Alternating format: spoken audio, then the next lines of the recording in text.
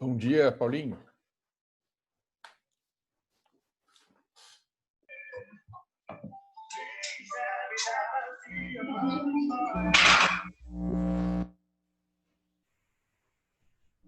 E aí, pessoal, bom dia. E aí, povo, tudo bem? Grande Michael. E aí, Léo? Chaves, Bruno. E aí, Grande Bruno? Léo, mais atleta favorito. Bom dia, senhores. Bom dia, Paulinho. Nossa, o Thiago, velho. Isso. Olha o cabelo do cara. Que isso?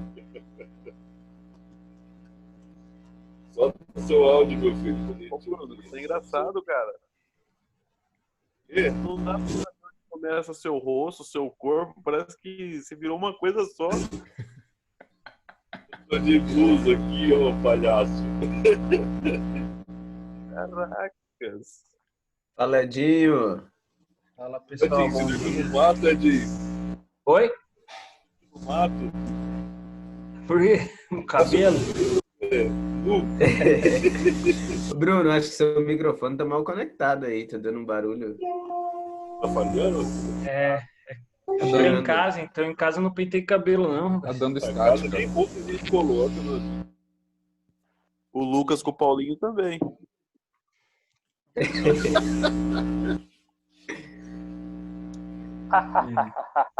Ô, Thiago, o Paulinho tava falando de hoje, sei lá, na sala, mano. O pessoal fica aí de Limeira ainda parado de festa. Paulinho é muito safado, Arthur. Ele que vai na festa do peão, Meu rapaz. nariz, né, velho? Na igreja dele lá, todo mundo vai. Olha, mas não é mentira, não. Por que Olha você que acha você que eu tá falei me isso? manjando também das lives sertanejas, hein, velho?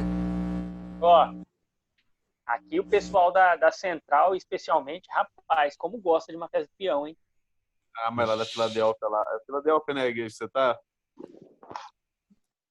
O Vral do Marcelo, o que você acha, John? Você acha que isso- Então, o pior é que vão até a caráter, né? É bota, cinto, Aí sim, tem que Mas ir tô indo assim. mas estão indo lá pra evangelizar. Ah, claro. Eu Mas acho é que claro. O Thiago gosta de ir na quermesse, porque ele é namoradinho do padre. Eu não vou pra evangelizar, não. Eu vou pra comer mesmo. Tá certo. É não, Brunão? Aqui na quermesse, hein, velho? Pastelzão rola solto aqui, hein? Ó. Porra, pastel, caldo de quenga, caldo de feijão. Eu fui lá na, Bom dia, quermesse professor. do Bob. Entra na sala e o Arthur fala assim, caldo de... Ah, gente, o meu computador aqui pifou. Oito. Como assim, professor? Tá normal aqui suas coisas, seus áudios. seu vídeo. Tá tudo escuro aqui pra mim. Não deve ter. Ixi, isso aí. Ih, Saiu agora. Ih, Agora acabou mesmo. agora deu ruim. Será que não deve ter acabado? Será que não deve ter acabado? Caiu o negócio. Fui lá na quermesse do Bob, lá em Patrocínio. Do lado do Ibel. Boa. Marcelo. Pô, o que tem de bom lá do lado do Ibel, Paulo? Tem que ir pra lá no fim do ano. Quero saber se tem alguma coisa pra fazer lá. Tu vai fazer os Ih, já quer ir pro bar já. Ih, Eu não conheço, O né? Marcelo, porque o Marcelo não devia nem sair lá de Ibel. Então não sabe as coisas boas que tem por lá. O ih. louco, o Marcelo é bagunceiro, cara. Você tem que perguntar o Júlio, o Alexandre. Vai. Lá perto do Ibel, patrocínio, tem minha casa em Uberlândia. Boa. Ó. Não é do Olha. lado, não. Em dezembro Pessoal- tem uma quermesse muito boa lá na praça. Tem dezembro? Lá tem quermesse em dezembro? Tem quase uma semana aqui de quermesse. Uma semana não, 15 dias de quermesse. Carnalidade, velho. Os caras sabem tudo. Você vai do- pra lá pra aprender as coisas de crente. Não Carnais. sabia não, rapaz. Ô, Jefferson, cadê a regatinha, Jefferson? Arthur, Oi, Marcelo. Tá frio. se você for em patrocínio no fim do ano, você procura comer uma coisa que é chamado mexidão. Um lanche, uma comida. Gemidão? Uma comida, você vai ver que da hora. O cara fala mexidão, o cara ali, ó. Mexidão. Arthur, É 2,10 m, negão, careca. Mexidão o nome dele. Oi, Robson. Ô, louco. Você já Quando que conheceu? você vai cara? fazer a inscrição lá? Quando começa lá a inscrição? Ó, Ô, Mano, Voltou, eu acho que vai ser professor. mês que vem. Acho que vai ser Ô, mês que gente, foi mal aqui. Acabou a bateria aqui Eu tinha comentado isso, talvez tinha acabado a bateria do senhor. Arthur, você sempre compra. Normalmente eu sou Uma cuidadoso. gracinha, vai vir uma gracinha. Né? Que feliz. Eu sempre sou cuidadoso, estou sempre ligando ali na tomada e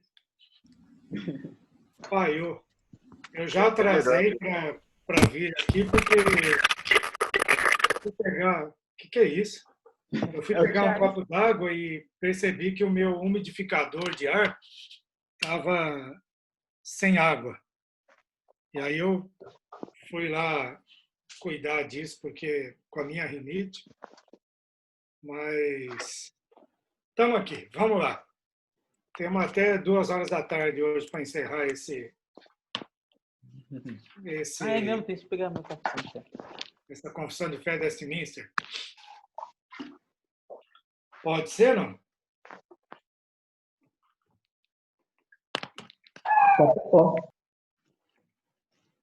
Que aula que vocês têm depois dessa? Capelania. Capelania com a Dilson. Ah, não, então não precisa. É a apresentação, professor. Então, deixa o pessoal que vai apresentar e a gente fica na sua aula, é melhor. Estou brincando. Tem que dar aula para o segundo ano depois também. Vamos seguir em frente, então, na nossa leitura. Lembrando que toda a nossa preocupação aqui claro que nós estamos falando aqui entre pastores, né? E então a gente de vez em quando está discutindo alguma questão ou mais teológica ou mais pastoral e tudo mais. No entanto, o nosso foco principal aqui é perceber a confissão de fé como um documento do seu próprio tempo. É um texto que tem um contexto, tem uma história, tem um chão onde ele pisa. Então, esse chão a gente tentou entender um pouco, fazendo todo aquele trabalho de perceber, de conhecer a Revolução Inglesa, dentro da Revolução Inglesa, a Revolução Puritana, diagnosticar um pouco aquele mundo de ponta cabeça, conforme o Christopher Hill falou, então ver como era esse ambiente e tal, e que tipo de resposta que esses puritanos que adotaram ideias calvinistas e que tipo de respostas que eles oferecem à sociedade da época deles, como que eles dialogam com esse mundo da época deles. Então, vamos continuar aí do capítulo 19 da Lei de Deus. Quem é que vai... O Alexandre está aí hoje? Vamos começar pelo Alexandre. Estou aqui. Ok, professor, desculpa. 19. Pode começar? Pode. Deus outorgou a Adão uma lei como um pacto de obras. Por este pacto, Deus o obrigou, bem como a toda a sua posteridade, a uma obediência pessoal plena, exata e perpétua. Prometeu-lhe a vida sob a condição de ele cumprir a lei, e o ameaçou com a morte caso a violasse, e dotou-o com poder e capacidade para guardá-la. Segue, Alan, não tá? Essa lei, depois da queda do homem, continua sendo perfeita regra de justiça. Como tal, foi por Deus entregue no Monte Sinai em 10 mandamentos e escrita em 2 tábuas. Os primeiros 4 mandamentos ensinam os nossos deveres para com Deus. Os outros 6, os nossos deveres para com o homem. Além dessa lei, geralmente chamada lei moral, quis Deus dar ao seu povo Israel, considerado uma igreja sob sua tutela, leis cerimoniais que contêm diversas ordenanças típicas. Essas leis, que em parte se referem ao culto e prefiguram Cristo, suas graças, seus atos, seus sofrimentos e seus benefícios, e em parte representa várias instruções de deveres morais. Então, estão todas abolidas sob o Novo Testamento. Segue. Considerado como um corpo político. Deus Não tá dando pra ouvir, Bruno. Melhorou? O áudio tá ruim. Tá chiando.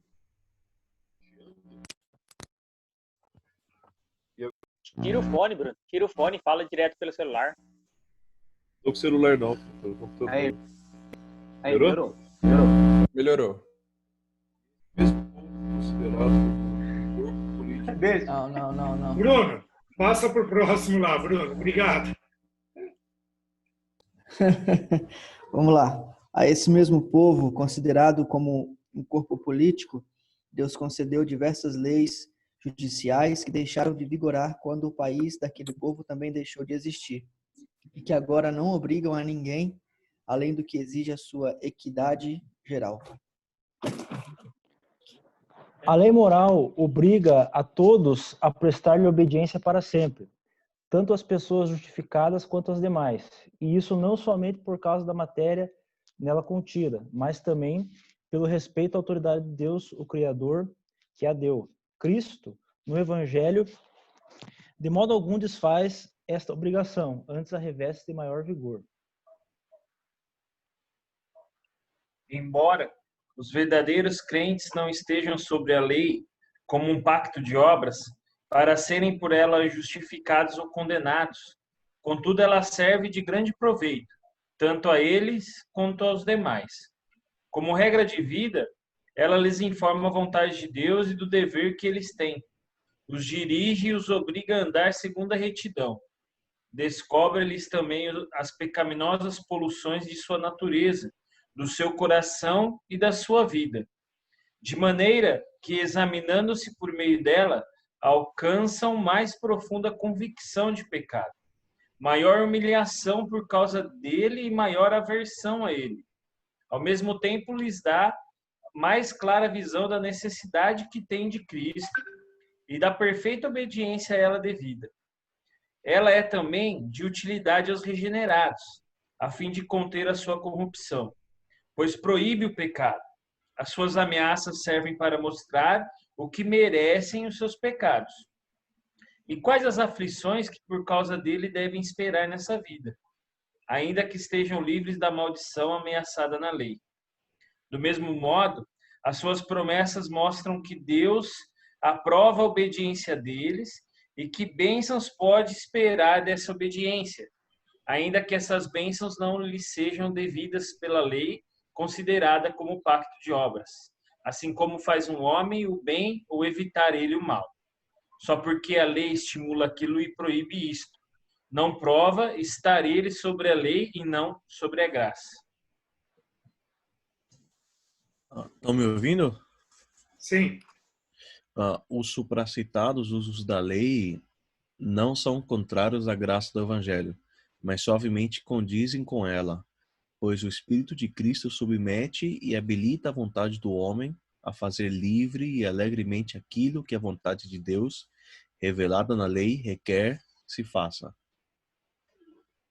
Ok. É um dos capítulos mais longos da Confissão de Fé, né? Tem alguns bem mais longos ainda, mas esse, com 7 parágrafos, o 6º é enorme, tudo. E obviamente que tem uma preocupação aqui de debater com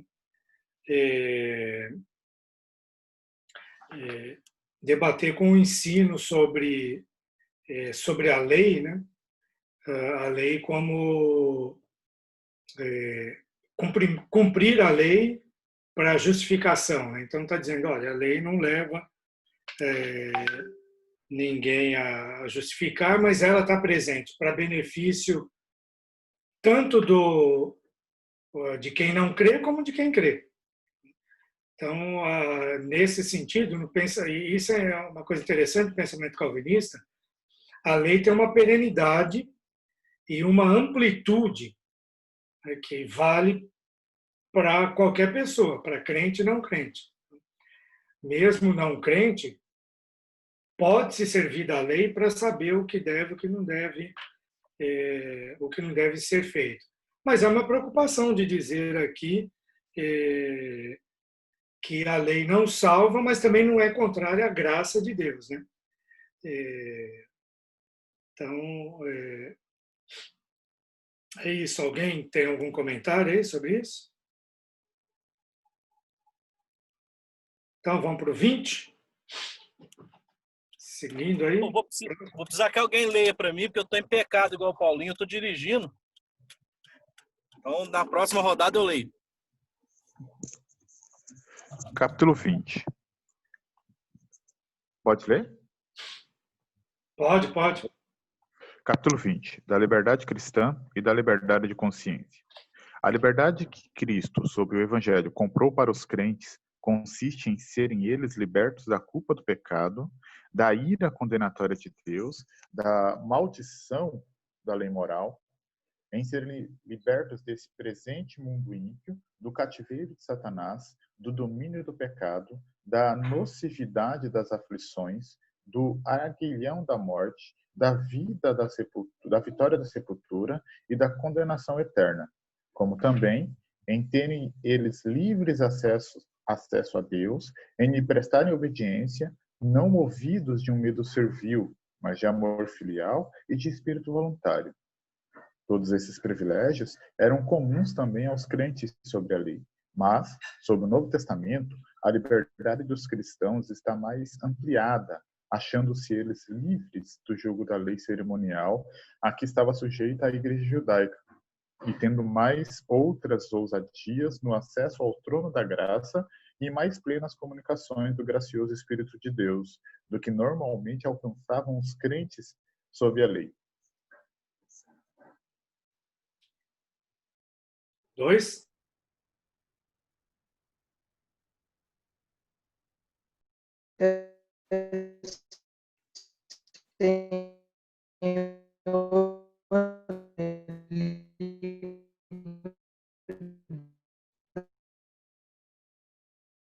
Como coisa de consciência é trair a verdadeira liberdade de consciência e requerer para elas fé implícita e obediência cega e absoluta é destruir a liberdade de consciência e a mesma razão.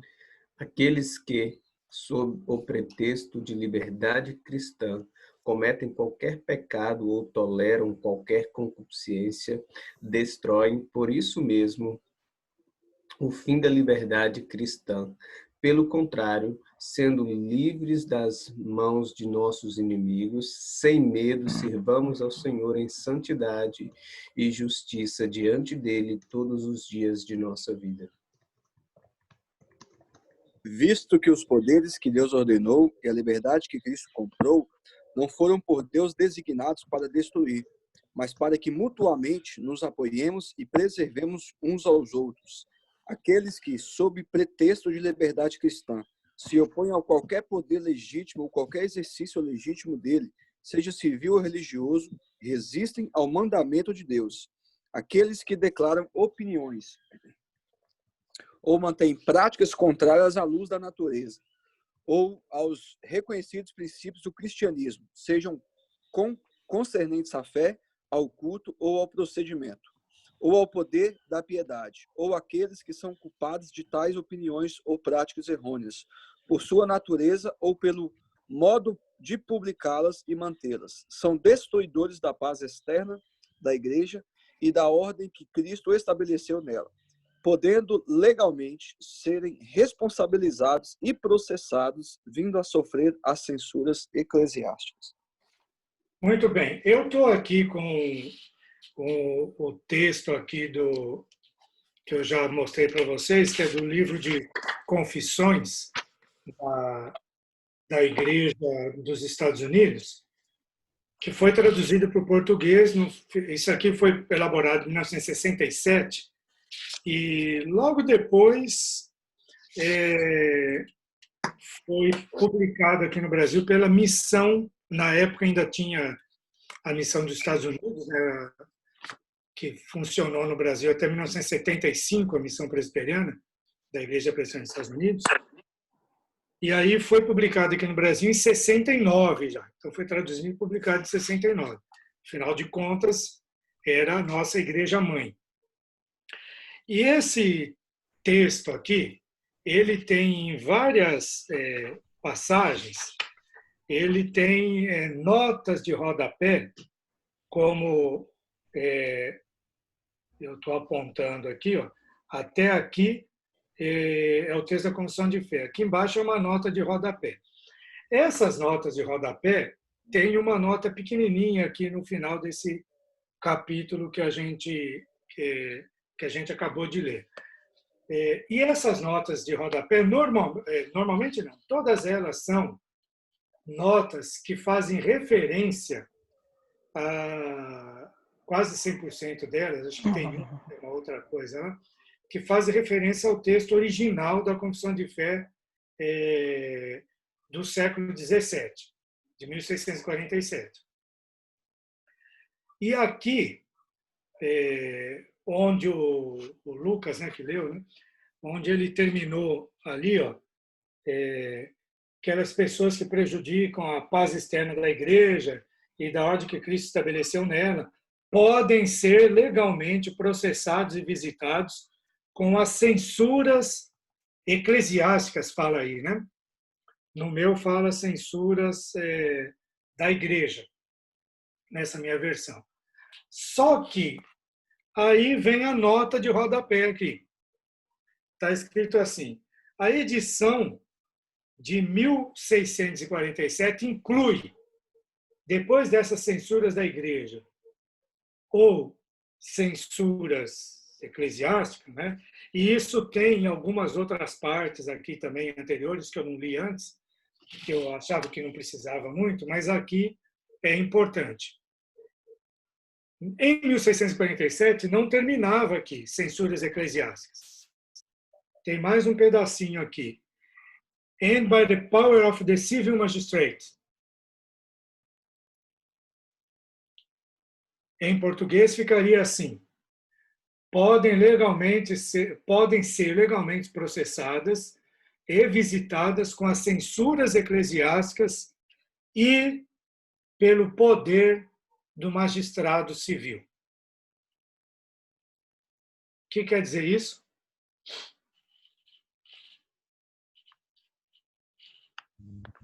A igreja, o Estado, né, submetido à igreja, tudo trabalhando em conjunto. Exatamente. Muito parecido com a Inquisição, né? É que a igreja, na Inglaterra, era a igreja do Estado. Mas por que foi feita essa mudança na Confissão de Fé? E agora, José? Porque os americanos, a igreja dos americanos é diferente, né? Que não pode mudar a Confissão de Fé?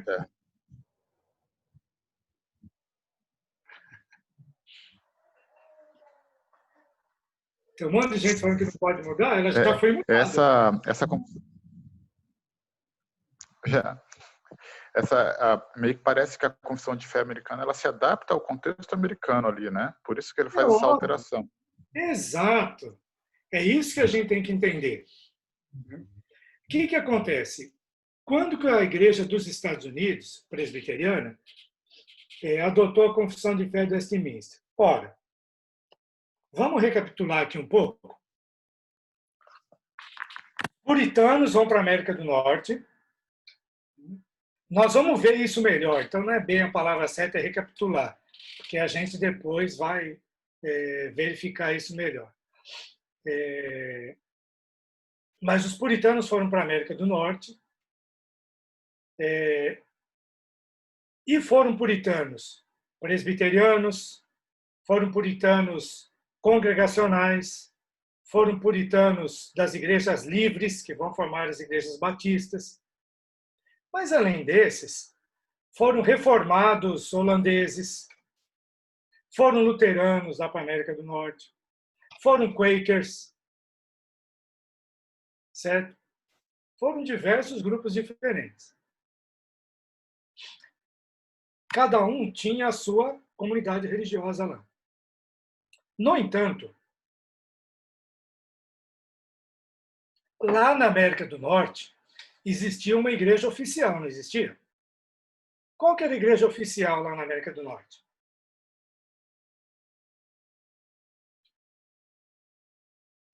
Bom, gente, faz os dois neurônios aí conversarem. A Igreja da Inglaterra? É óbvio. Parabéns, Robson. É claro. A América do Norte não era colônia da Inglaterra? Boa, Robson. Portanto, a igreja oficial lá na América do Norte, não existia Estados Unidos ainda. A igreja oficial das colônias inglesas da América do Norte era a igreja da Inglaterra, a igreja anglicana.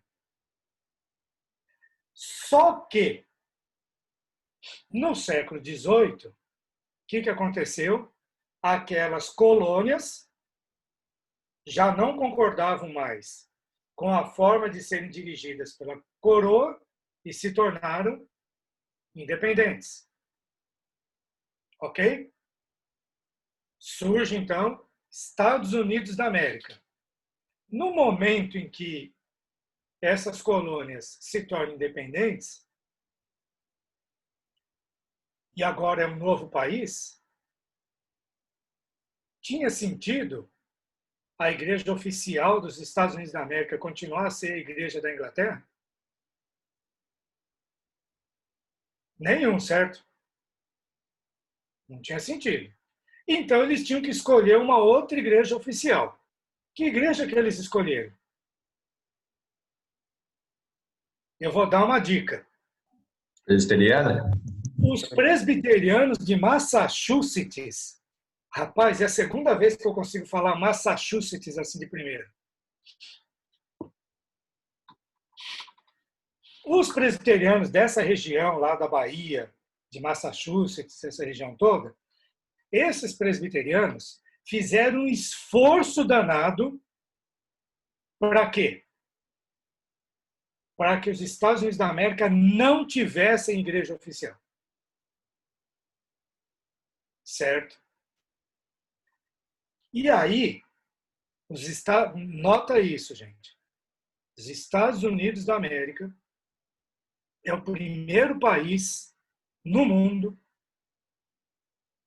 que nasce com uma ideia completa e absoluta separação entre igreja e Estado. Certo? Formalmente, como nação, primeiro país. O que o Estado deveria fazer? Garantir a liberdade religiosa. Bom, mas se então não vai ter igreja oficial, não tinha sentido manter esse rabinho aqui nesse parágrafo, certo? Que as pessoas seriam visitadas pelas censuras eclesiásticas e pelo poder do magistrado civil, quer dizer, do Estado, do governo. Então, arranca isso fora. Uma pergunta aqui. Então, a confissão de fé não pode ser mudada? Pode. Sim. Claro que pode. É só um documento histórico. Olha que vocês não vão ser enganados. Mas pode, só que a gente não é não pode. inspirada, Não. professor, pelo Espírito Santo também, não? Não Hã? pode ser mudada, não. É inspirada, pô. Pode mudar, só que a gente não pode mudar, gente. Entendeu? Pode, mas a gente não. Mas pode. Ela foi espirrada ou foi inspirada? O que eu estou brincando aí, mexendo, e vocês também estão entrando na brincadeira. Né? Existe todo um discurso que a confissão de fé, não, nós vamos mudar a confissão de fé, por isso, por aquilo. Ela já passou por várias mudanças. Por quê? Essa mudança é óbvia.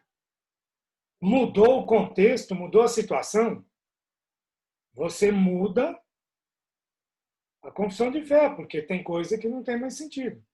Né? Ok. Voltando aqui, por exemplo, o parágrafo 3º, que diz: aqueles que, sob o pretexto da liberdade cristã, cometem qualquer pecado ou toleram qualquer concupiscência. Vocês lembram daqueles grupos do mundo de ponta cabeça? Beijos vis e sem vergonha. Não existe pecado. Os O hunters. pecado, Hã? Os Hunters, eles eram libertinos. Exatamente, exatamente. Né? Então, diversos grupos que acreditavam nesse tipo de coisa. Né? E então está dizendo, não, olha, a liberdade cristã não é nesse sentido. Né? Não é à toa que o capítulo anterior é sobre a lei. Né? Então você tem um capítulo sobre a lei e depois um capítulo sobre a liberdade cristã. Então eles estão mostrando isso claramente. Bom, vamos para o 21, então, seguindo aí, próximo. Deixa eu ler que eu estou devendo aí. Primeiro. A Quem luz é? da natureza. Horácio. É o Horácio. Fala, Horácio. A luz da natureza mostra que há um Deus, que tem domínio e soberania sobre tudo, que é bom e faz bem a todos, e que, portanto, deve ser temido, amado, louvado, invocado, crido e servido de todo o coração, de toda a alma e de toda a força. Mas o modo aceitável de adorar o verdadeiro Deus é instituído por ele mesmo, e é tão limitado pela sua própria vontade revelada que ele não pode ser adorado segundo as imaginações e invenções dos homens, ou sugestões de Satanás, nem sob qualquer representação visível, ou de qualquer outro modo não prescrito nas Santas Escrituras. Está claro aí, né? Que é um debate aí, seja com a Igreja Católica como com a própria Igreja Anglicana. O culto deve ser feito como Deus planejou e não com nada que o ser humano inventou. Altar, e lembrando, né, alguém lembrou na aula passada do Cromwell derrubando lá o castiçal, né, as coisas no altar e tal. Então, tira isso porque essas coisas são sugestões de Satanás e não pode ter nenhuma representação visível. Isso é muito bom, mas foi um certo empobrecimento do culto também. Né? Só contar uma historinha para vocês aqui. Logo no início do meu pastorado, na minha aula de história, né? Eu estava numa igreja lá no interior de Goiás, a 40 quilômetros de Goiânia, uma cidade chamada Inhumas, o meu primeiro campo. Fiquei 3 anos lá e de lá fui para Santa Catarina. E na época que eu estava lá, tinha uma família luterana morando na cidade. Essa família saiu lá de Santa Catarina e foi morar lá em Goiás. Foi convidada para participar lá do Instituto Bíblico, não sei das quantas, né? E depois eles se desentenderam lá nesse Instituto Bíblico, não sei porquê. E essa família começou a frequentar a minha igrejinha lá, igreja presbiteriana. Igreja luterana, os goianos nem conhecem até hoje. Imagina naquela época. Né? A senhora lá dessa família, chamada Hildegard Stalk, né? O marido era o Sr. Arthur Stalk, e aí tinha um casal de filhos, aliás, 3 filhos, um rapaz e 2 moças. E eles participaram ativamente da vida da igreja. A dona Hildegard era pianista. Ela não ia de manhã na igreja porque ela ia vender quadros numa feira que tinha lá em Goiânia, que até hoje tem, uma feira muito famosa. Goiânia tem 2 feiras, tem uma feira chamada Feira da Lua e outra chamada Feira do Sol. Uma é sábado à noite, outra domingo de manhã. Ela ia nessa Feira do Sol, que é domingo de manhã, vender porque ela era artista plástica. Ela pintava óleo sobre tela. Mas eles participaram muito da nossa igreja. Hoje moram no sul de volta, mas naquele período participaram muito. E um dia ela deu de presente para a igreja um quadro, óleo sobre tela, que ela pintou, que era nada mais, nada menos do que uma ovelha esmilinguida, amparada por uma mão. Então estava assim, a ovelha, toda esmilinguida, sendo puxada assim por uma mão. Era só isso que apareceu no quadro. A mão suportando assim uma ovelha. É uma referência óbvia ao texto bíblico, né, da ovelha que se perdeu, caiu lá no buraco, tal, e o pastor foi lá e resgatou a ovelha. Eu peguei esse quadro e coloquei numa parede da igreja. Assim, do púlpito, olhando para a nave do templo, ficava à minha esquerda, assim. E, obviamente, à direita dos irmãos que estavam sentados. Quando eu saí de lá, o quadro desapareceu. Tiraram o quadro. Tinha um monte de gente que não gostava desse quadro lá no templo. Porque nós não podemos ter imagem para adorar a Deus. Será que era esse o espírito dos irmãos lá da confissão de fé? Mas é isso que um monte de gente entende até hoje, né? É um problema, infelizmente. Mas o que acontece?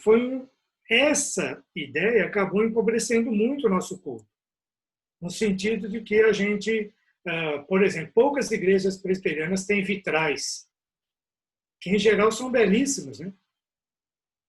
Histórias bíblicas, coisas assim mais menos, né? A igreja que eu era membro, quando fui para o seminário, a igreja do Novo Horizonte, que é um bairro de Goiânia, quando foi levantado o templo dela, foi uma das últimas coisas que a missão presbiteriana fez no Brasil. Eu falei, em 75 a missão deixou de funcionar, e o missionário que estava cuidando da construção, que era um projeto ainda das missões, depois passou para o presbitério no ano seguinte, o missionário quis colocar uma cruz, e colocou, mas deu uma confusão na igreja, coloca ou não coloca cruz na igreja, que afinal de contas, cruz é coisa de católico. Então, veja, como que o pessoal exagera, né? Mas eles estavam debatendo com as ideias católicas e anglicanas de manutenção de roupas sacerdotais, estola, velas, altares, vitrais e tudo mais. Seguindo aí, parágrafo 2. O culto religioso deve ser prestado a Deus o Pai, o Filho e o Espírito Santo e só a Ele. Não deve ser prestado nem aos anjos, nem aos santos, nem a qualquer outra criatura. Nem deve, depois da queda, ser prestado a Deus pela mediação de qualquer outra, senão unicamente a de Cristo. Óbvio e claro, né? 3.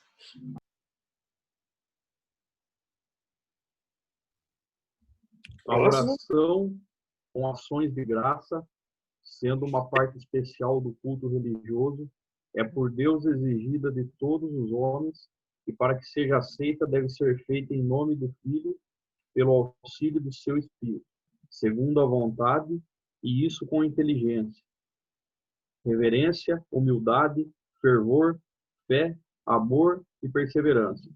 Se for vocal, deve ser proferida em uma língua conhecida dos presentes. A oração... Só que, na Confissão de Fé de 1647,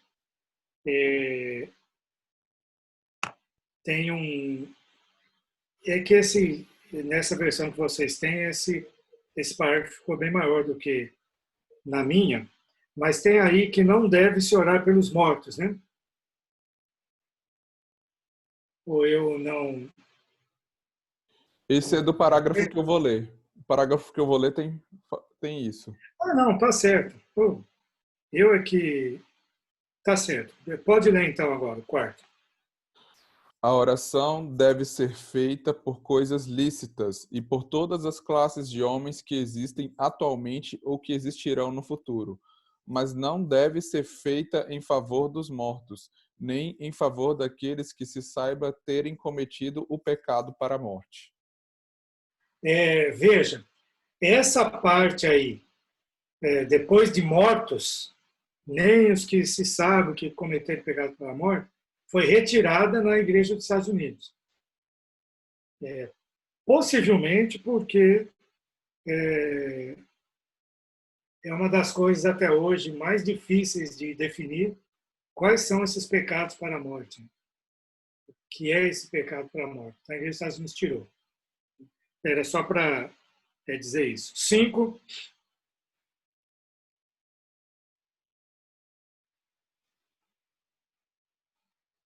Vamos, gente. Quem é o próximo?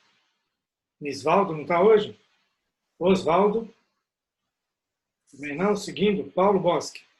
A leitura das Escrituras com temor divino, a sã pregação da palavra e a consciente atenção a ela em obediência a Deus, com inteligência, fé e reverência, o cantar salmos com graças no coração, bem como a devida administração e digna recepção dos sacramentos instituídos por Cristo, são partes do ordinário culto de Deus, além dos juramentos religiosos, votos, jejuns solenes e ações de graças em ocasiões especiais.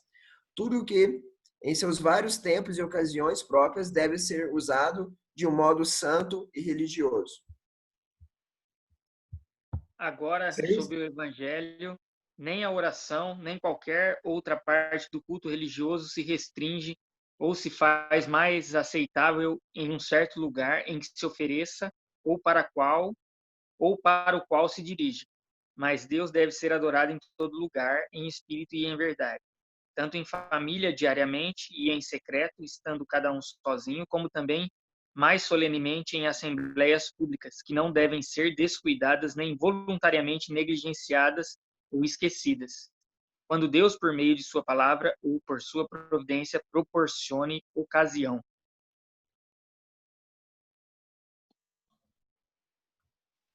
Como é lei da natureza, que em geral uma devida proporção de tempo seja destinada ao culto de Deus, assim também em sua palavra, por um preceito positivo, moral e perpétuo, preceito que obriga a todos os homens em todas as épocas, Deus designou particularmente um dia em 7 para ser um sábado, igual ao descanso, santificado por ele, desde o princípio do mundo até a ressurreição de Cristo. Esse dia foi o último dia da semana, e desde a ressurreição de Cristo foi mudado para o primeiro dia da semana, dia que nas Escrituras é chamado dia do Senhor, igual ao domingo, e que há de continuar até o fim do mundo como o sábado cristão. Este sábado é santificado ao Senhor quando os homens, tendo devidamente preparado seus corações e de antemão ordenado os seus negócios comuns, não só guardam durante todo o dia um santo descanso das suas obras, palavras e pensamentos a respeito de seus empregos seculares e de suas recreações, mas também ocupam todo o tempo em exercício público e particulares de culto e nos deveres de necessidade e de misericórdia. Talvez esse parágrafo aqui seja o parágrafo mais puritano de toda a confissão de fé e talvez até o menos calvinista de todos com relação à guarda do dia do Senhor. Eu explico por quê. Tem uma biografia do João Calvino, eu tenho aqui também em algum lugar, de um holandês. Aliás, eu acho que é holandês, acho que é uma mulher. Van Helsman é o nome do autor da biografia. E tem um capítulo que registra um fato, o livro registra um fato, que é alguém chegando em Genebra num domingo e procura se informar acerca da casa de Calvino. E vai procurar Calvino. E quando chega lá, Calvino não está, mas a pessoa recebe a informação, é um domingo à tarde, recebe a informação que Calvino estava no campo de Pella. Pella era um jogo que existia naquela época, parecida, não sei se são muito jovens aí, parecida com o jogo de malha. Alguém conheceu o jogo de malha? Sim. Essa, né? Conheci. Então, a pele era alguma coisa tipo aquele jogo de malha. Então, veja só, Calvino estava num pleno domingo à tarde, brincando. O grande reformador de Genebra. Vocês achavam que ele ficava só lendo a Bíblia e orando? Né? Então, tem... Professor, jogar um fute no domingo pode, jogar um futezinho, de leve, sem falta. Aí depende se você for calvinista ou puritana. Mas, percebe? Eu gostei mais do calvinismo, hein? Eu também. Então, Calvino estava ali.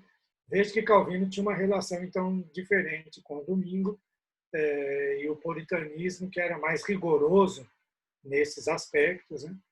Então, ele está fechando assim como que deve ser a guarda do domingo. Isso, gente, exerceu muita influência na igreja evangélica brasileira e na nossa igreja presbiteriana. Se alguém aqui de vocês é de família de pura cepa presbiteriana, gostaram agora? Assim,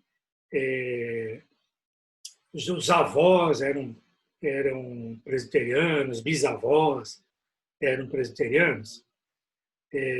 É possível, e especialmente se você for mais do interior do país, é possível de você ter visto uma avó sua, uma das avós, ou uma tia, alguma coisa, ter um cuidado com o domingo. Coisa do tipo, deixar o almoço todo pronto no sábado para não ter que cozinhar no domingo. Alguém chegou a ver isso? Só nos adventistas. Não, na sua presbiteriana, família presbiteriana, alguém chegou? Ninguém. Na minha infância eu já vi isso, viu, pastor? Viu, né? Vi na minha infância, assim, deixar tudo pronto para domingo não deixar, não ter trabalho, não perder horário para chegar na igreja, não ter a preocupação com o preparo do almoço, né? Só se preocupar com as coisas de Deus. Eu vi isso na roça. Uhum. Será que na roça é mais comum? Isso, por isso que eu falei, quem é mais ligado ao interior, isso é mais comum. A família do meu pai, uma vez que a gente visitou, eles também cozinharam, fizeram tudo no sábado, era tudo a lenha, maior dificuldade, e aí deixando tudo pronto para o domingo. Exato. Os católicos também faziam muito isso, né? E há católicos que fazem até hoje, mas isso também foi muito comum no nosso mundo presbiteriano. 4 gerações atrás, a geração de vocês, na primeira metade do século XX, você encontrava muitas famílias pelo interior do Brasil fazendo isso. Criança nem balinha chupava no domingo. Certo? Ia para a escola dominical, voltava para casa, almoçavam, não tinha televisão mesmo, né? Não saíam para brincar. Algumas famílias até deixavam brincar, outras nem isso deixavam as crianças fazer, especialmente conforme as crianças iam crescendo. É uma típica influência puritana no nosso mundo evangélico. Agora, o mundo mudou muito, obviamente, né? Hoje em dia as questões são tão diferentes, né? Aí tem família que não faz almoço em casa, mas vai almoçar no restaurante. Então, para cumprir o mandamento, né? Então, veja essas coisas. Só uma...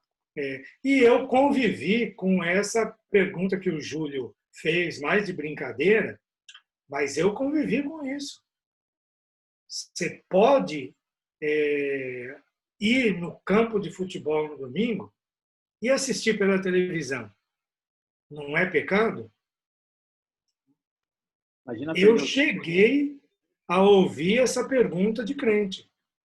como seminarista, como pastor. Imagina perder o joguinho do... Então, a minha resposta era essa. Se for jogo do São Paulo, não é pecado. Se for do Corinthians, nem purgatório salva. Professor, Fala. eu tive numa igreja aí em Sergipe e a gente queria ir no domingo pra praia, né? Paulista vai para esses lugares que quer ir pra praia, né? E o pastor também falou que eles não poderiam ir pra praia porque domingo é dia do Senhor e tal, então eles não vão pra praia de domingo. Então, veja como que isso ainda está presente. É um aspecto aqui da nossa confissão de fé. E aí, gente, é um aspecto também da religiosidade, da piedade das pessoas, que eu também, eu estou fazendo esses comentários com vocês, mas eu acho que eu não tenho nem direito, nem obrigação de discutir com ninguém que tenha essas práticas. Tá? Eu acho que é uma prática religiosa legítima, bonita, inclusive, de exercício da fé, de contemplação e tudo mais, que se eu não concordo muito com ela, eu também não tenho que desfazer, né, desmerecer. Tá? Eu acho que é uma prática legítima. Acho que a gente tem que ter cuidado com essas coisas. A pessoa tem 50, 70 anos de idade, fez isso a vida inteira, eu vou lá falar para a pessoa que não, que é isso, que isso é até pecado, e qualquer bobagem dessa. Né? Pecado é você agir assim com o irmão que está tendo esse exercício espiritual na vida dele. Tá ok? Vamos ficar combinado assim? Vamos seguir em frente. Capítulo 22. Quem que é o próximo aí? Sou eu. O juramento, quando lícito, é uma parte do culto religioso em que o crente, em ocasiões próprias e com toda solenidade, chama a Deus por testemunha do que se assevera ou promete. Pelo juramento, invoca a Deus para julgá-lo segundo a verdade ou a falsidade do que jura.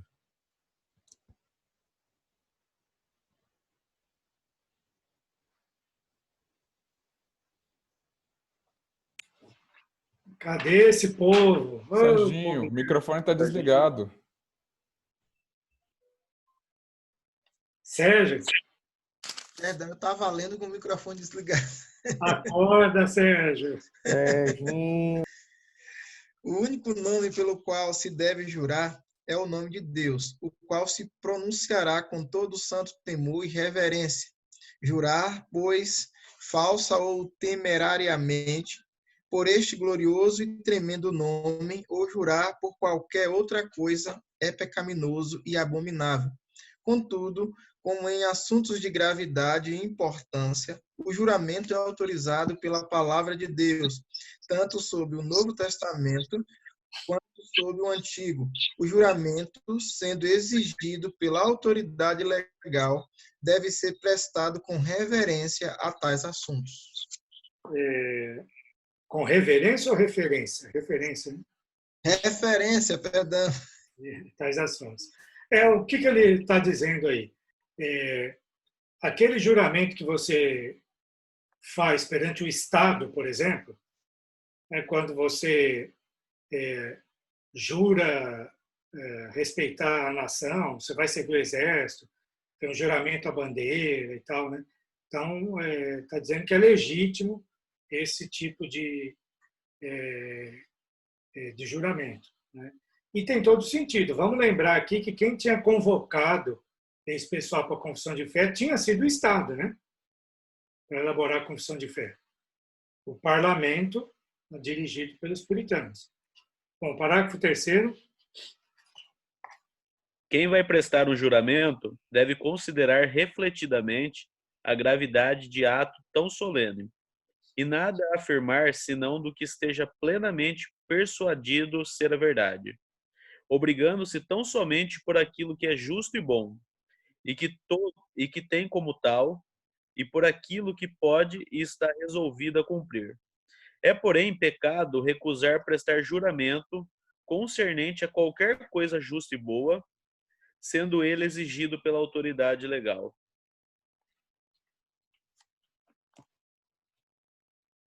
Segue.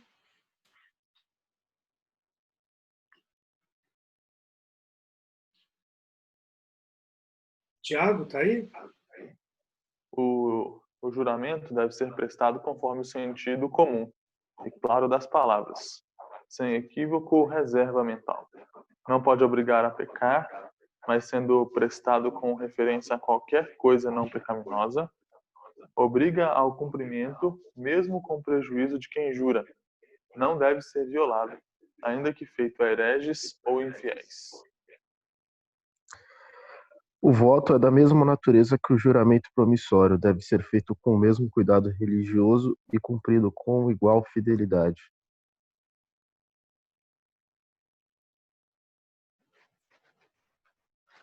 Seis, quem que continua aí?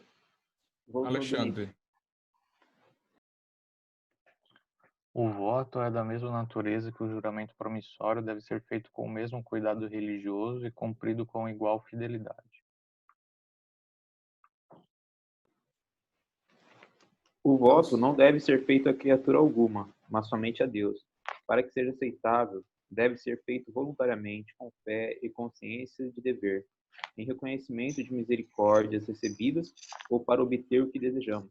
Pelo voto, obrigamo-nos mais restritamente aos deveres necessários ou a outras coisas, até onde ou quando elas conduzirem a esses deveres. Ninguém deve prometer fazer coisa alguma que seja proibida na palavra de Deus ou que impeça o cumprimento de qualquer dever nela ordenado, nem o que está em seu poder cumprir e para cuja execução não tenha promessa ou competência da parte de Deus. Por isso, os votos monásticos que os papistas fazem, do celibato perpétuo, da pobreza voluntária e da obediência regular, em vez de serem graus de maior perfeição, não passam de laços supersticiosos, iníquos, com os quais nenhum cristão deve embaraçar-se. Fica claro aí que o que eles estão querendo combater é exatamente a Igreja Católica, né? A questão dos votos, os votos tanto os votos monásticos, que são feitos diante da ordem mesmo, superior da ordem, os votos que são feitos ao Papa, que os fiéis fazem, os cardeais fazem e tudo mais. Então, eles estão querendo corrigir esses enganos a respeito de votos e juramentos. Capítulo 23 do Magistrado Civil, seguindo.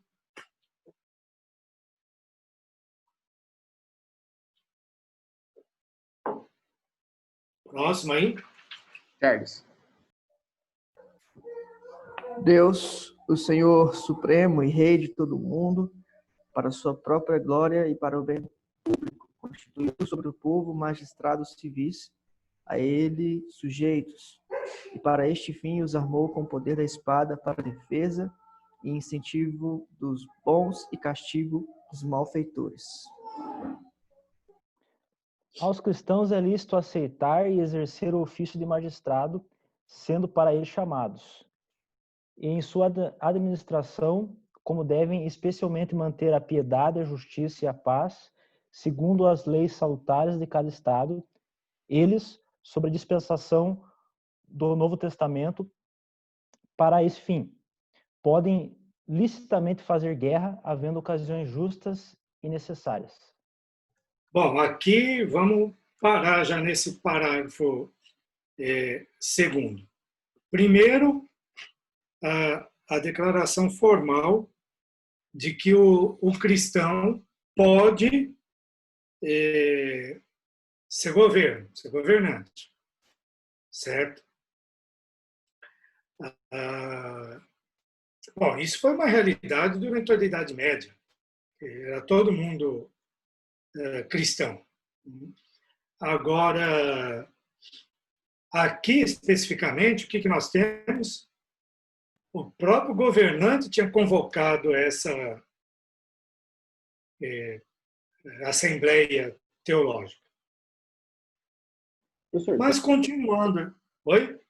Poderia ser também um pouco do monarca para o governante que está sendo ali, como não esqueci o nome do cara que ele acabou executando, o rei e tudo mais, para falar que é legítimo aquilo que ele estava fazendo? Não, exatamente o contrário.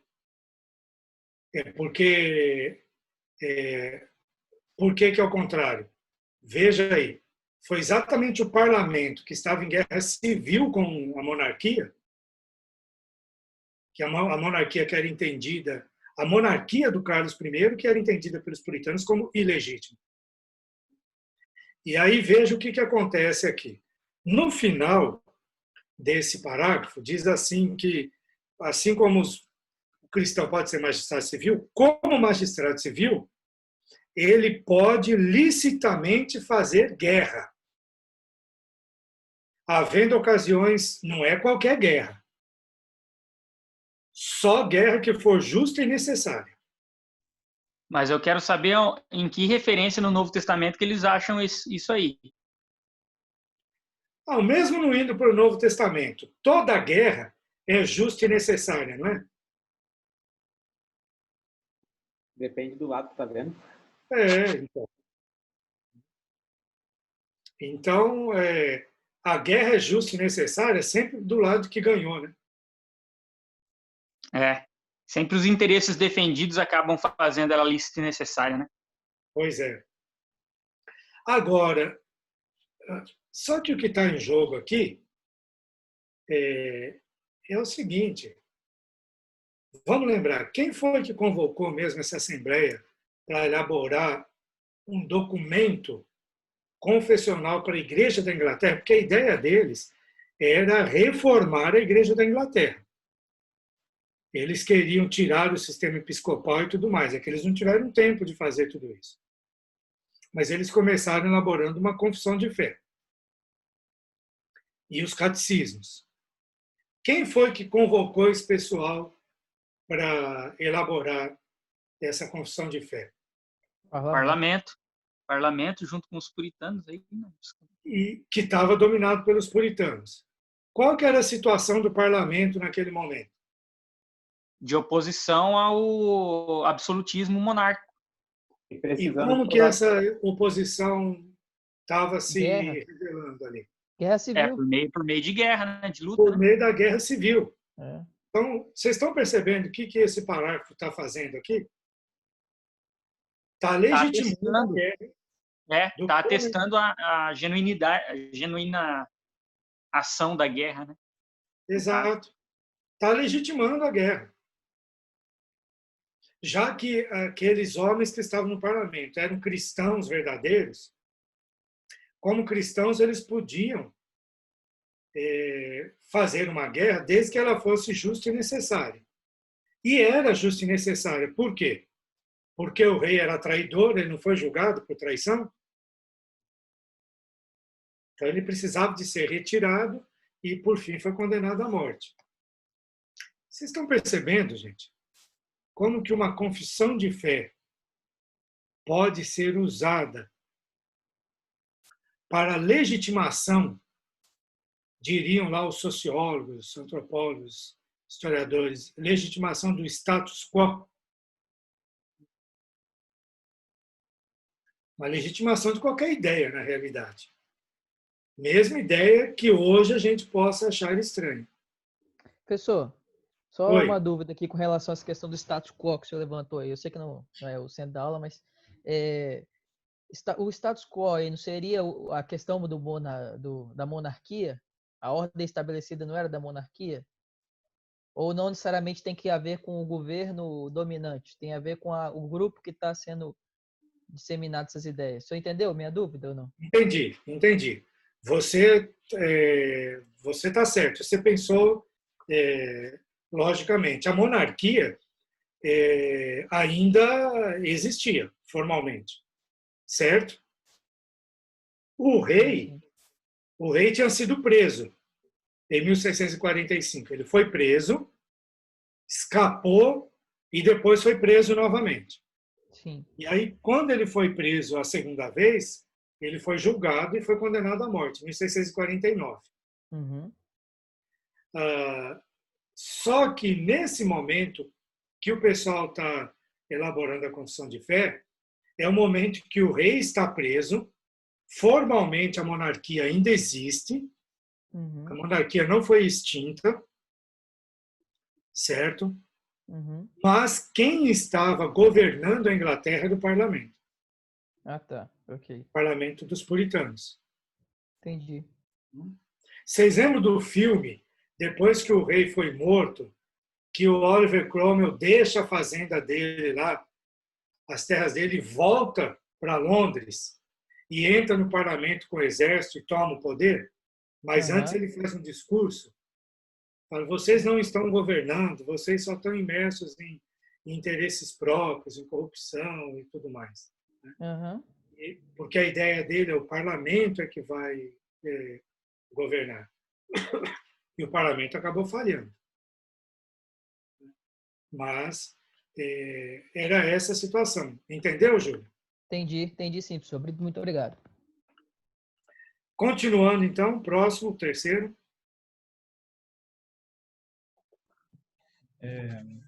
Os magistrados civis não podem tomar sobre si a administração da palavra e dos sacramentos, ou o poder das chaves do reino do céu, nem de modo algum interferir em matéria de fé.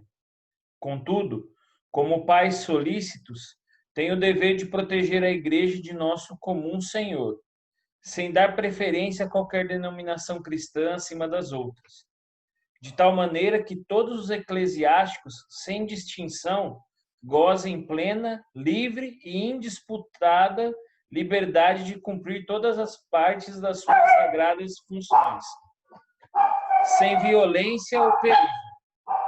Como Jesus Cristo constituiu em sua igreja um governo regular e uma disciplina, nenhuma lei de qualquer estado deve interferir, impedir ou embaraçar o seu devido exercício entre os membros voluntários de qualquer denominação cristã, segundo a profissão e crença de cada um. E é dever dos magistrados civis proteger a pessoa e o bom nome de todos os que lhes são relacionados, de modo que a ninguém seja permitido, sob pretexto de religião ou de incredulidade, ofender, perseguir, maltratar ou injuriar a quem quer que seja. E bem assim, providenciar para que todas as assembleias religiosas e eclesiásticas possam reunir-se sem serem perturbadas ou molestadas. É igual aí de todo mundo? É isso mesmo? Pois, novamente, conforme eu já mostrei aqui tem uma nota de rodapé, certo? E aqui tem, em inglês, inclusive algumas partes, até o inglês da época, em inglês, você tem o texto da Confissão original de 1647. Eu vou ler aqui para vocês, traduzindo já, né? O magistrado civil não deve assumir sobre si a administração da palavra e dos sacramentos, ou o poder da chave do reino do céu. Até aí está batendo, né?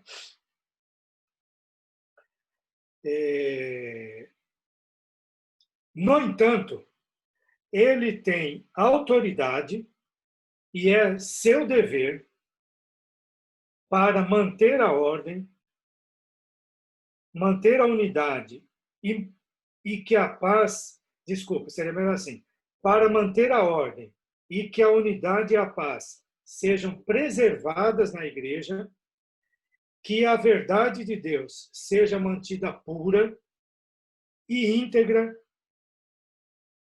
que toda blasfêmia e heresia sejam suprimidas e todas as corrupções e abusos no culto e disciplina sejam prevenidas ou reformadas, e que todas as ordenanças de Deus sejam fielmente estabelecidas, administradas e observadas. Para o melhor efeito dessas coisas, ele tem o poder para convocar sínodos e estar presente neles e providenciar que todas as coisas sejam providenciar todas as coisas que sejam usadas nos sínodos, né, de acordo com a mente de Deus. É igualzinho, né?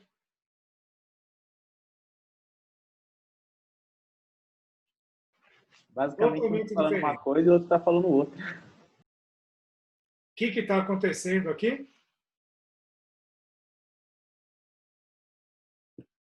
Igreja do Estado, na Inglaterra do século XVII, igreja separada do Estado na América do Norte, na independência das colônias inglesas. Surgimento de uma nova nação em que não tem igreja do Estado. Portanto, o Estado deve manter a ordem entre todas as denominações, mas ele não tem nenhum poder para convocar sínodo, para estar presente nele, e isso cada igreja vai fazer por sua conta e risco.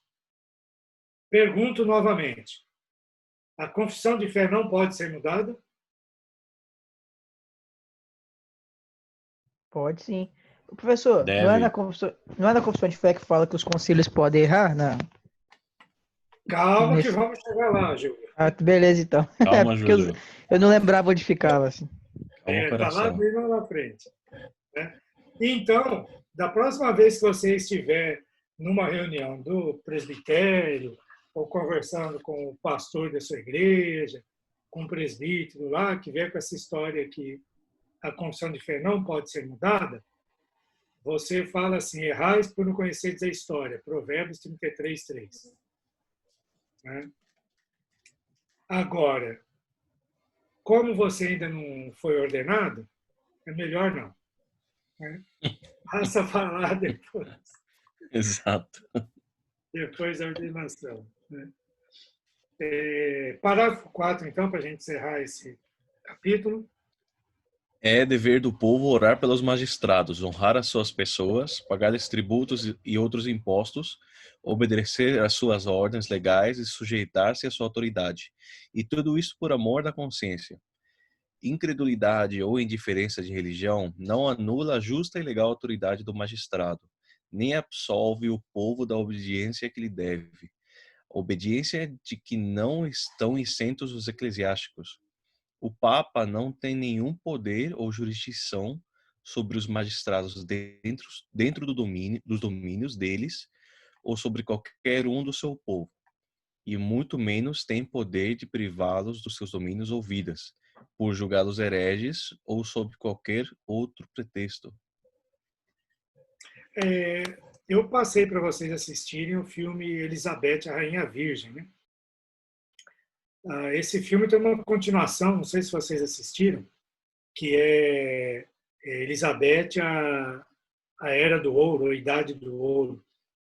Inclusive, os principais artistas, né, atores e atrizes, são os mesmos. Né? A Scarlett Johansson, acho que é a Elizabeth, né?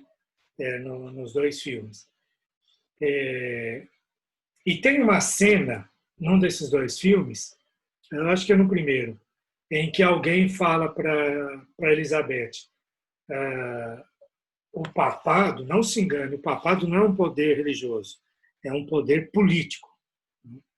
Porque ele tinha poder, ingerência sobre reinos e potestades e tudo mais. Então é óbvio que eles estão aqui dizendo, não, o Papa não tem, né, esse poder. Capítulo 24 do matrimônio e do divórcio.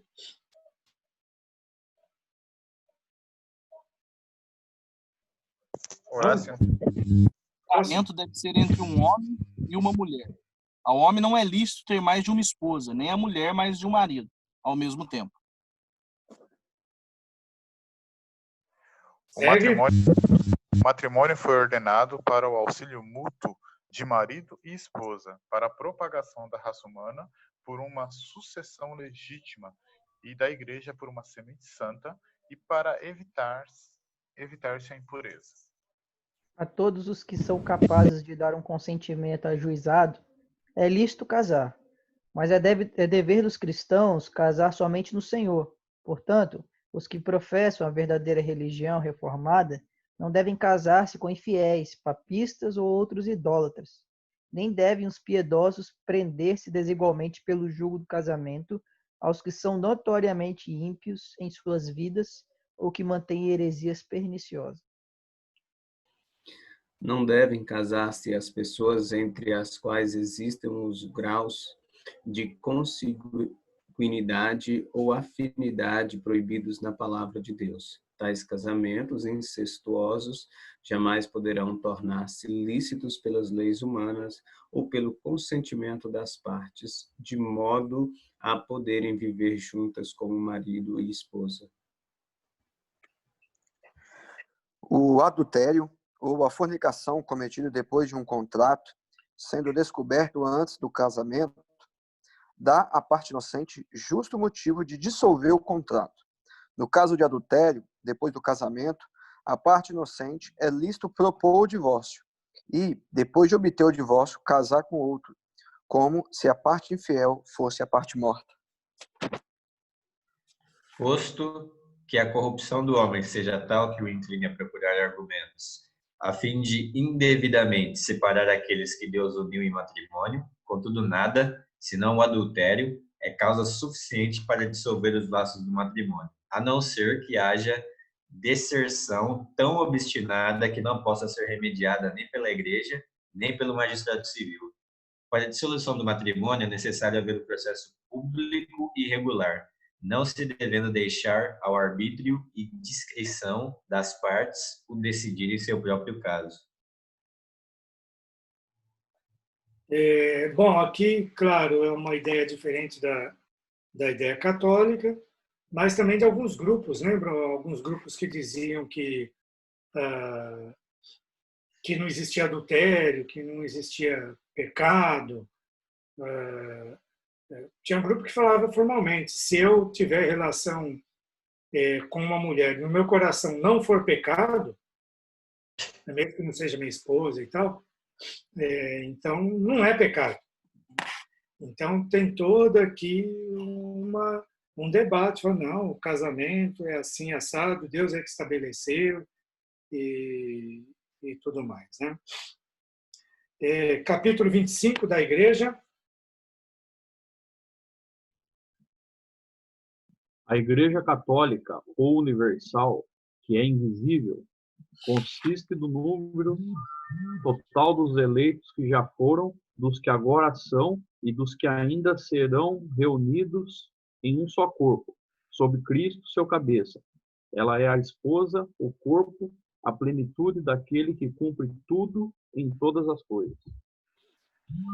A Igreja visível, que também é católica ou universal sob o Evangelho, não sendo restrita a uma nação como antes sob a lei, consiste de todos aqueles que pelo mundo inteiro professam a verdadeira religião, juntamente com seus filhos.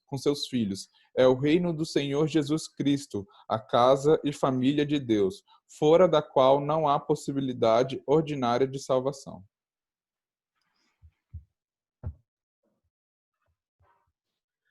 A esta Igreja Católica visível, Cristo deu o ministério, os oráculos e as ordenanças de Deus, para congregamento e aperfeiçoamento dos santos nesta vida,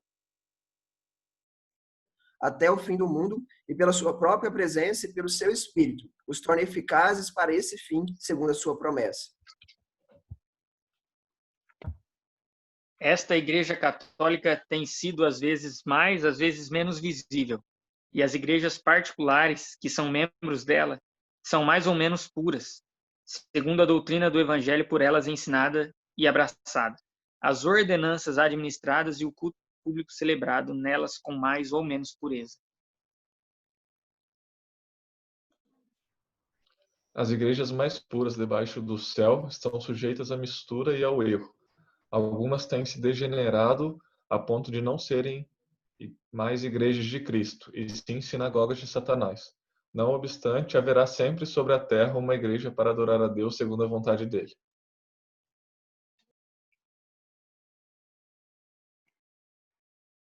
Segue. Renato?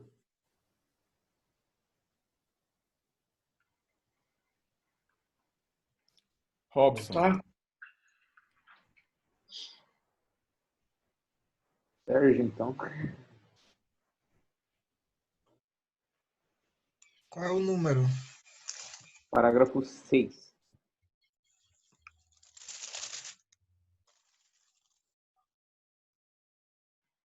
Do capítulo 25.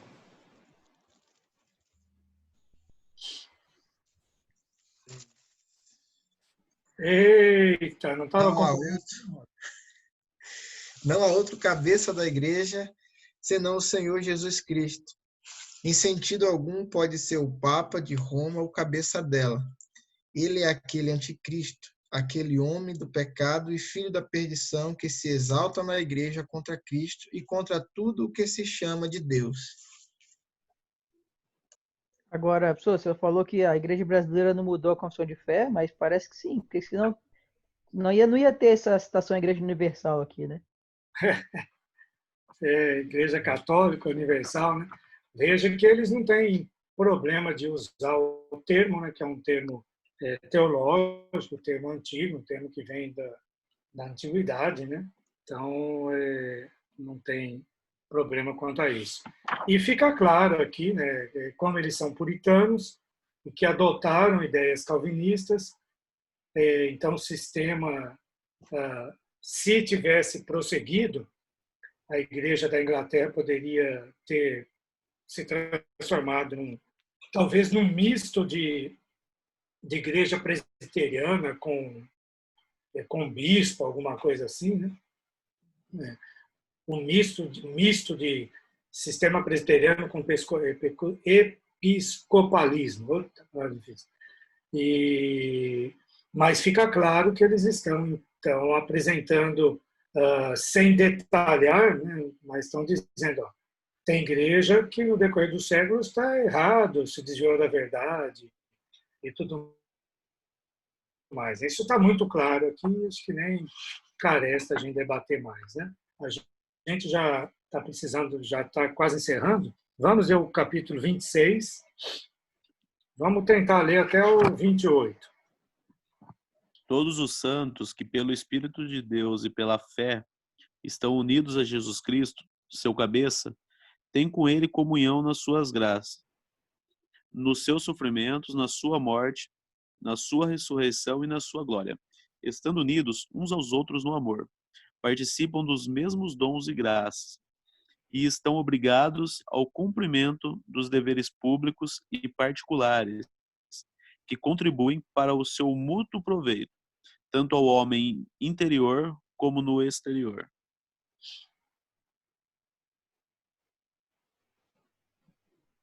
Dois, seguindo. Quem que é o próximo? Eu vou ler. Paulo, vai.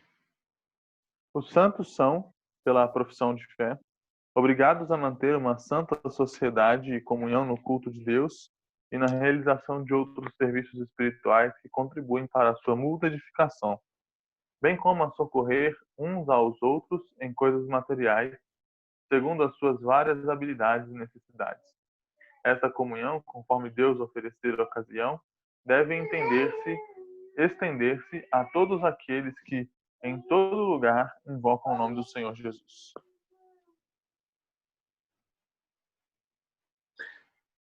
Tá certo. Alexandre. Essa comunhão que os santos têm com Cristo não os torna de modo algum participantes da substância de sua divindade, nem iguais a Cristo em qualquer sentido. Afirmar uma ou outra coisa é ímpio e blasfemo. A comunhão que os santos mantêm entre si não destrói, nem de modo algum enfraquece o título ou domínio que cada homem tenha sobre os seus bens e posses. Aqui tem a minha tese para o presbitério foi baseado nesse capítulo aqui da comunhão dos santos. Quando eu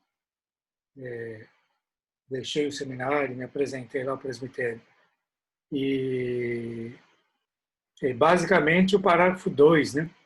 Os santos são, pela sua profissão, obrigados a manter uma santa sociedade de comunhão no culto, na observância de serviços espirituais e no socorro material.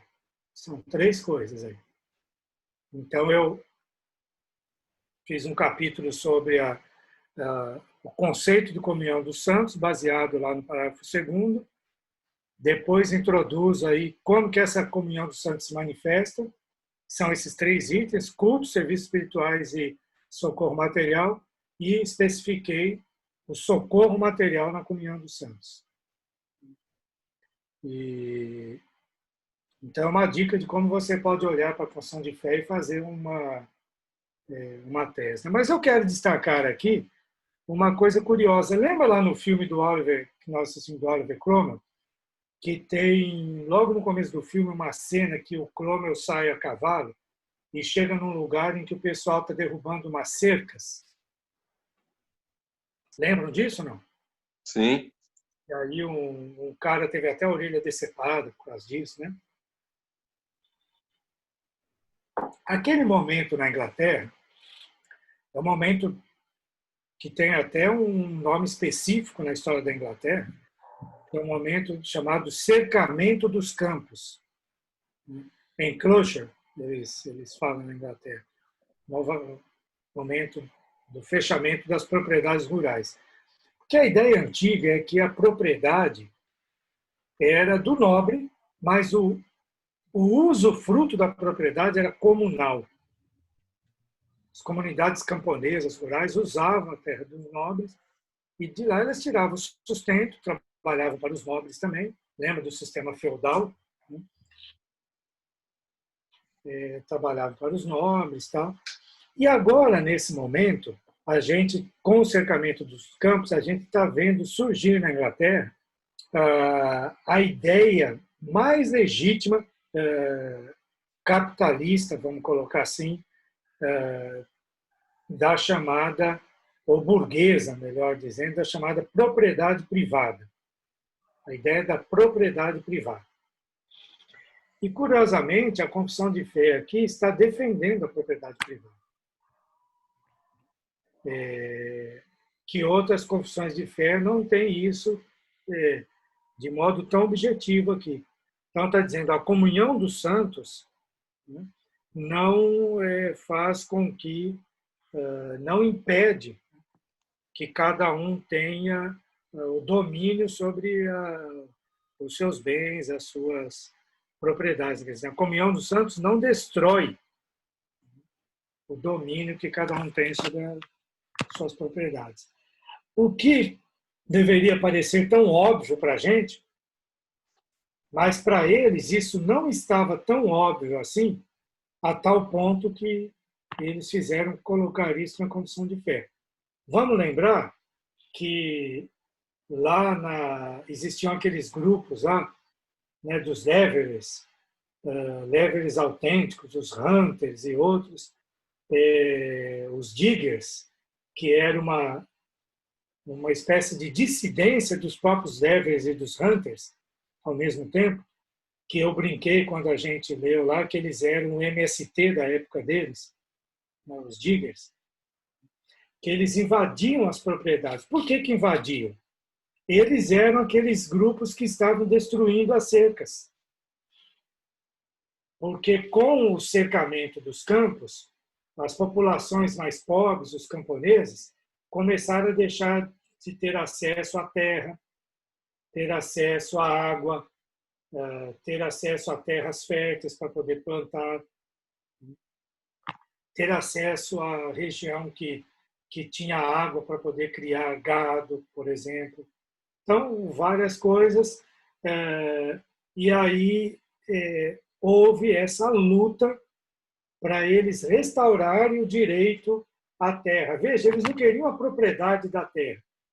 Em geral, eles queriam que se restabelecesse aquele sistema antigo. A terra é do nobre.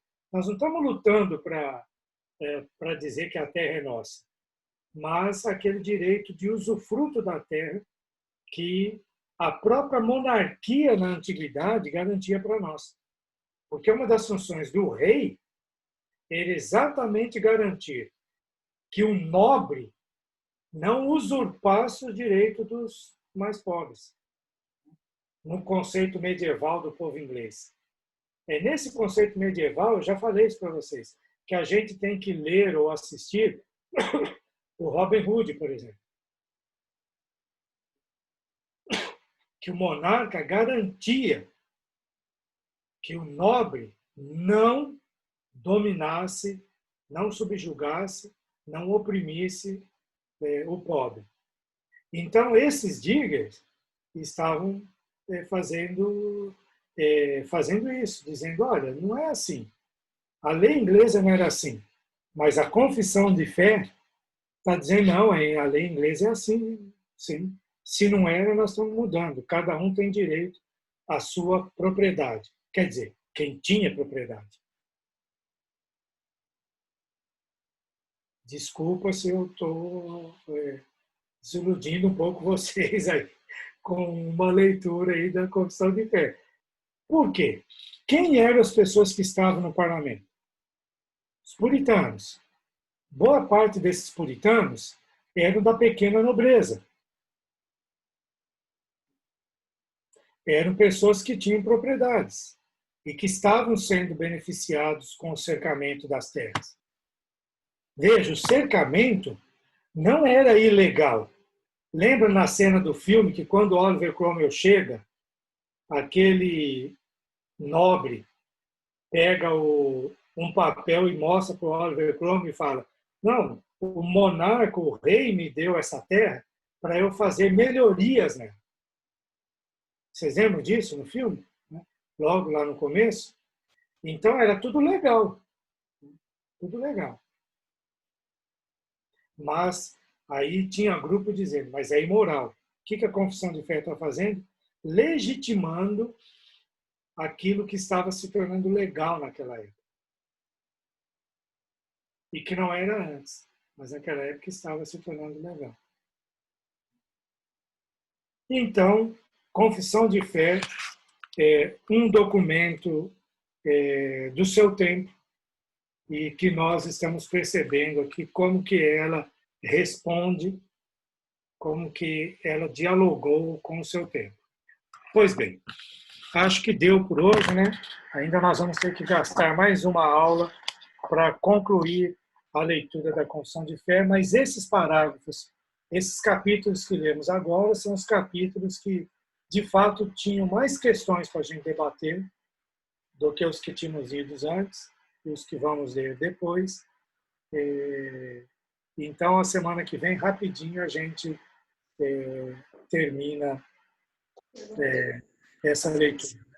Não vamos gastar esse tempo todo. Ameacei o Arthur à toa. Sexta-feira, vai ter aula, professor, normal? Sexta-feira, desculpa. Semana que vem, hoje é quarta. Sim. Que segunda-feira foi dia 9 de julho, né? Então, eu tô também perdido aí, né? Bagunçou tudo. Né? Professor, depois que o Alan me ameaçou aqui para eu não pular ele de novo para falar e não vai ter o capítulo.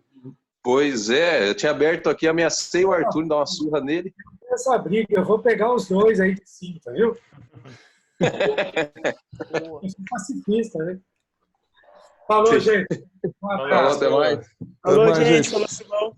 É daqui a pouco, hein? Professor, até mais, gente. Abração. Abraço. Um beijo Falou. no coração de vocês todos. Que bonito, Tchau. Júlio.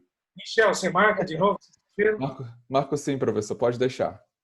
Beleza, um abraço. Então. Abraço, tchau.